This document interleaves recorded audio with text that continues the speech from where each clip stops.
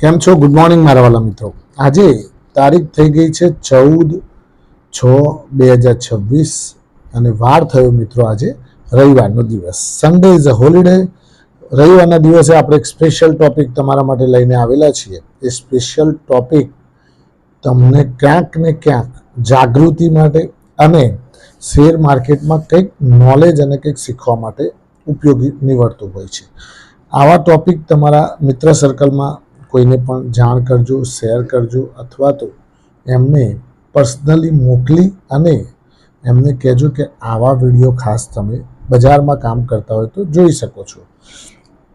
બીજું મિત્રો કે આજનો જે આપણો ટોપિક છે એનું નામ છે કે ભાઈ બજારમાં તેજી હોય ને ત્યારે લોકો પ્રોફિટ બુક કરવાની જગ્યાએ લોકો નવી ખરીદારી કરવા દોડે છે.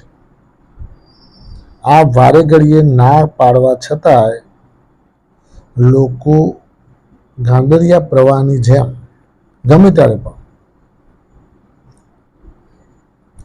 તેજીમાં દોડતા જોવા મળે છે. ખરું ને મિત્રો?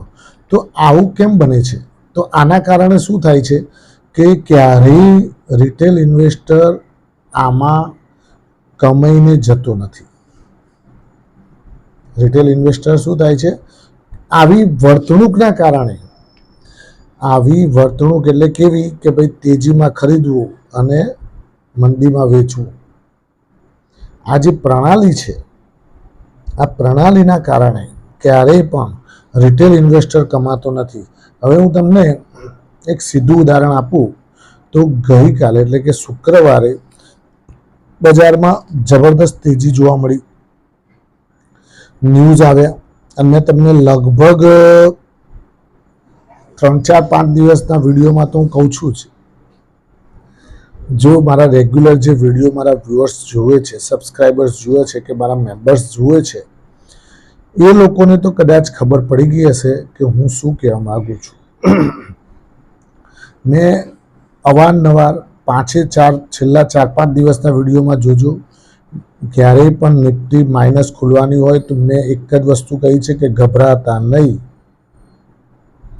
અને બિલકુલ ગભરાયા વગર માલ પૈસા હોય તો લેજો. તૂટે ત્યારે લેવાનું જ, અવશ્ય લેવાનું. હમણાં પરમદાડે મેસેજ આવ્યો,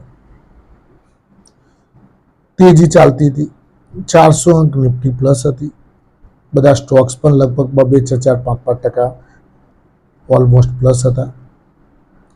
એક ભાઈ કહે કે આ લઈ લો, આ લઈ લો. એટલે આ ભાઈ અત્યાર સુધી ચો હોઈ ગયો તો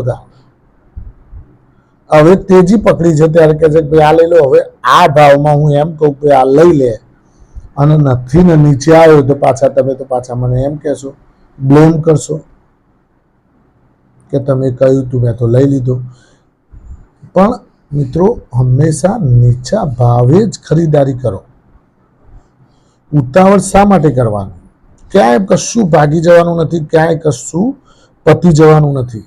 આ કોઈ એવો માલ નથી કે કાલે જ પતી જશે. આ એવું કોઈ બજાર નથી કે અઠવાડિયા પછી બંધ થઈ જવાનું છે અને આપણે કમાઈ લઈને બહાર નીકળી જઈએ. એવું તો કોઈ બજાર છે જ નહીં. આ તો ચાલતું જ રહેવાનું છે. તમે જતા રહેશો ને તમારો છોકરો આવશે તો જ ચાલશે. તો પછી ઉતાવળ શું કાં કરો છો? ગયા અઠવાડિયે લગભગ સોમવારે નિફ્ટી લગભગ 250 પોઈન્ટ માઇનસ ખુલી, 250 પોઈન્ટની આસપાસ જ બંધ આવી જોવામાં માઇનસમાં. ત્યારે પણ મેં મારા વિડીયોના માધ્યમ દ્વારા કહ્યું હતું મિત્રો કે માલ બિલકુલ ચિંતા કર્યા વગર ખરીદજો. આ એક એવી ગેમ છે કે જેની અંદર તમને ડર પેદા કરી અને તમારો માલ ખેંચી લેવામાં આવશે.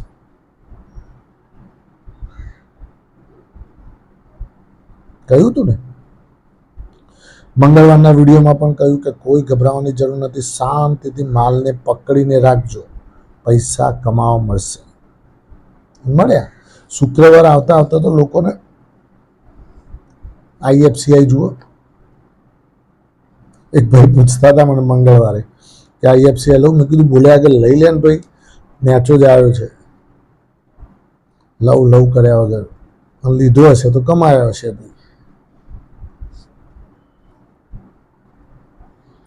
આ વસ્તુઓ જેને ખબર પડે અને પડે, બાકી બધું ઉપરથી જતું રહેશે. શુક્રવારે 20% એક જ દિવસમાં તેજી. ₹1,00,000 રોક્યા હોય તો 1,20,000 થઈ ગયા છે ખાલી શુક્રવારના દિવસે. પછી શું જોઈએ?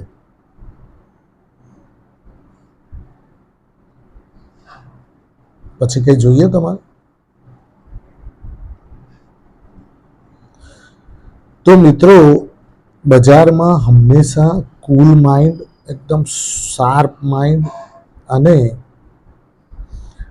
એક જ વસ્તુ મગજમાં બેસાડીને ચાલજો તો જ તમે કમાશો, નહીં તો અહીંયા ને અહીંયા જ પૈસા બધા મૂકીને જતા રહેશો. કંટાળીને નાહી જશો. આ લખવું હોય તો લખી લો. 80% લોકો નાહી જોઈશું હોયથી ઊભા જ નહીં રહેતા, કારણ કે લાખના 12,000 કર્યા હોય ઉભા રહે.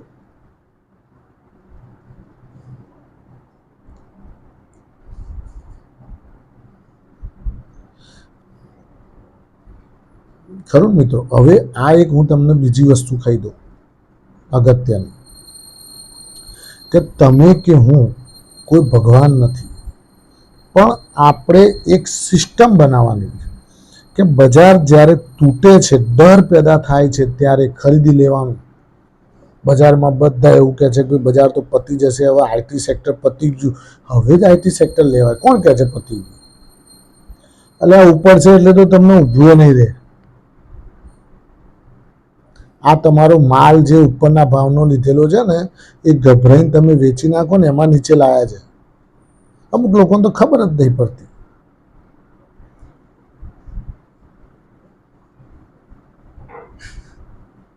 અને એક સાથે ક્યારેય માલ નહીં ખરીદો, થોડો થોડો થોડો કરીને 10% કરીને માલ ખરીદો.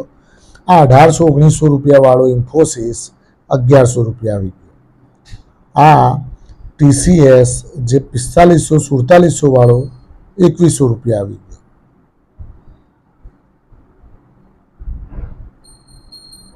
પછી શું જોઈએ? આ બધા સ્ટાન્ડર્ડ કંપનીઓ છે, કંઈ બંધ તો થઈ જવાની નથી. હા, નો ડાઉટ એ લોકોનું અત્યારે સ્લેક સિઝન એટલે કે સ્લેક પીરિયડ ચાલે છે, એટલે કે એ દરમિયાન એ લોકો રેન્જ બાઉન્ડ રહેશે. રેન્જ બાઉન્ડ એટલે કે માની લો કે ઇન્ફોસિસ છે તો એ 1100, 1200, 1300 મેક્સિમમ, અને પછી પાછો આવશે, પાછો 1000 સુધી આવી શકે. 1000 થી 1300ની રેન્જમાં ફર્યા કરશે. રેન્જ બાઉન્ડ રહેશે. પછી જ્યારે એ લોકોની બોલબાલા પાછી ચાલુ થશે એટલે પછી પાછું. અને તમે એક વસ્તુ મને ખાસ એ કહો મિત્રો, કે કઈ કંપની એવી છે કે જેને સોફ્ટવેર વગર ચાલશે? કોઈ કંપની જ નથી. સોફ્ટવેર તો જોઈશે જ, ખરું ને? બેંકો સોફ્ટવેર વગર ચાલવાની નથી. ઓનલાઈન બધું થઈ ગયું છે, હવે ઓનલાઈન સોફ્ટવેર વગર હેડે નહીં. આઈટી રિટર્ન ભરવું હોય તો હવે તો ઓનલાઈન. પહેલા તો ફરફડીઓ ભરતા, ખરું ને? તો આ બધી વસ્તુઓ તમે ધ્યાન રાખો. સમજાવું છું એ સમજો. અમુક લોકો ખાલી અહીંયા ટાઈમ પાસ કરે છે.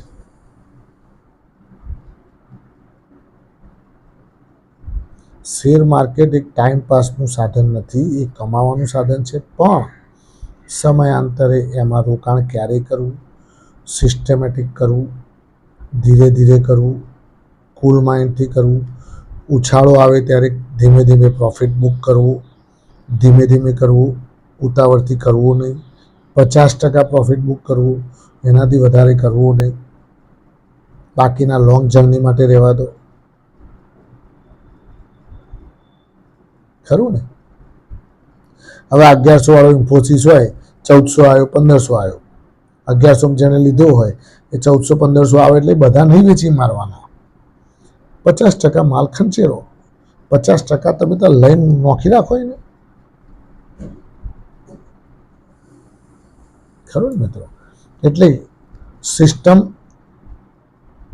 અને સાયકલ આ બે વસ્તુ બજારમાં ચાલતી હોય છે.